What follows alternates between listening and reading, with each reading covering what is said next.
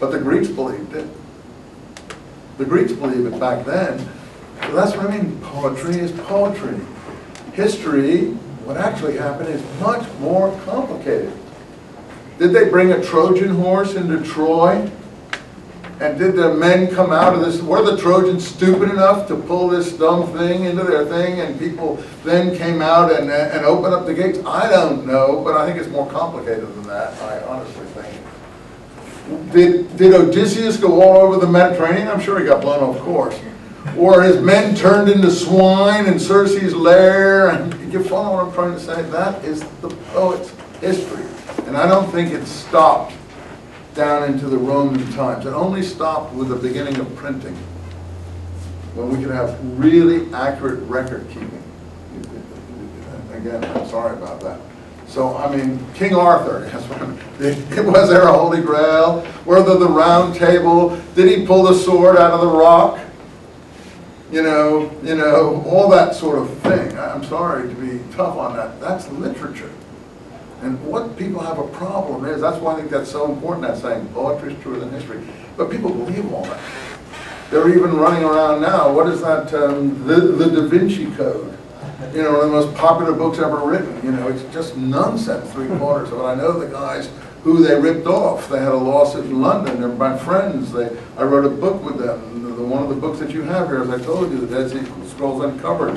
The guys lost everything in that lawsuit, as I told you, you know. Trying to sue the Da Vinci Code, but why sue the Da Vinci Code for something that in fact you made up out of whole cloth yourself? Just because he ripped up what you made up, ripped off what you made up, you know, why should you be upset? Well, yeah, I guess it does upset. Hey, that's mine. I made all that up. Now this guy's ripping it off and making $20 billion off it. Yeah, I guess it does hurt. You know, painful. But you know, I told you someone ripped my stuff off, but. I don't feel pain about it, you know, and that's great. But he didn't get as much money as the Da Vinci Code got. Dan Brown should have given them a little money, I guess, and they'd have been happy, you know, and so on and so forth. But anyway, so yeah, I think sort of up to the time of printing, when books became generally available, then you couldn't really, and you know, you could keep accurate record keeping and stuff like that. You couldn't do this as much as in the classical time. But then everything became much more complicated. That's why we have Google. You know, we have so much data now, we don't know where to find anything.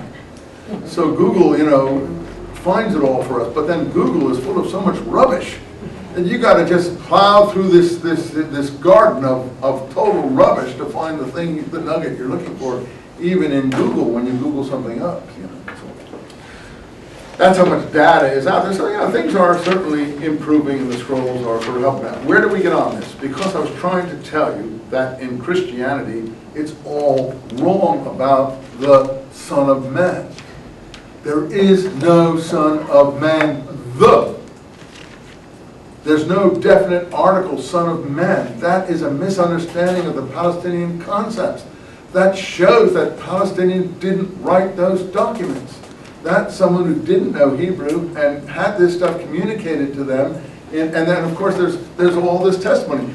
You will see the Son of Man in the trial coming on the clouds of heaven. No, you won't see the Son of Man coming on the clouds of heaven. Son of Man in Hebrew and Aramaic means what? A man, not a supernatural being. Son of Man, Ben Adam, means you're a son of Adam.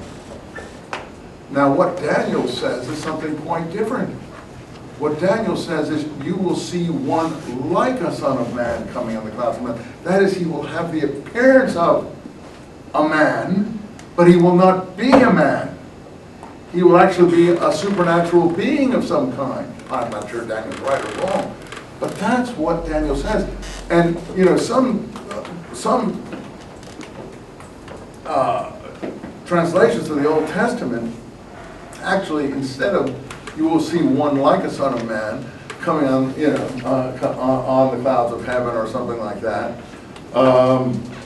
Change that, you will see the Son of Man coming on the clouds of heaven, because they want to cheat their parishioners. No, you can't do that with the Hebrew and the Aramaic.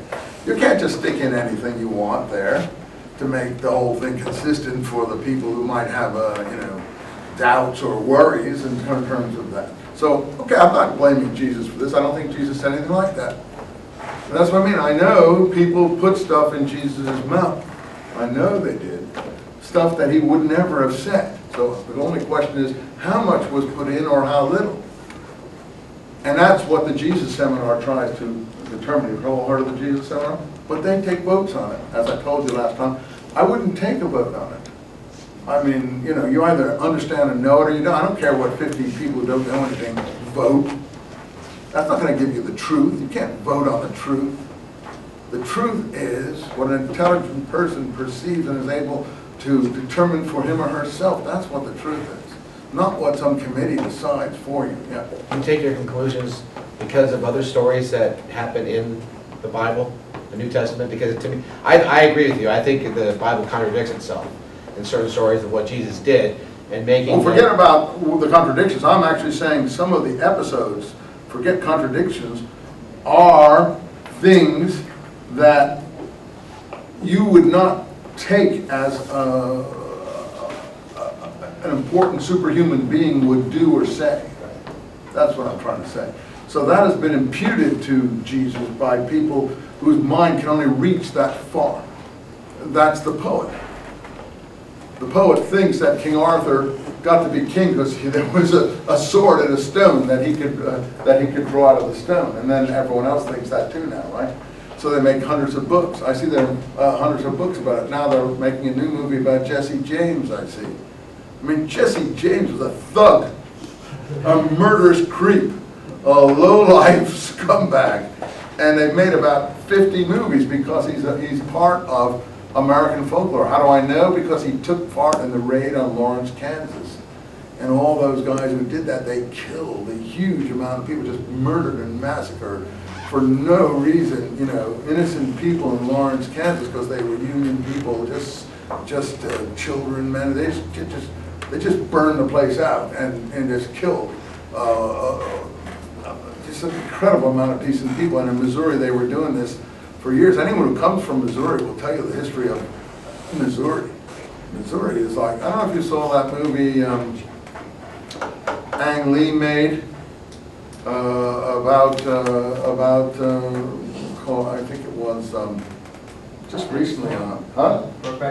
No, that's poetry too. No. I think it was Ride the World. What's it called? It was about Missouri in this period of the raid on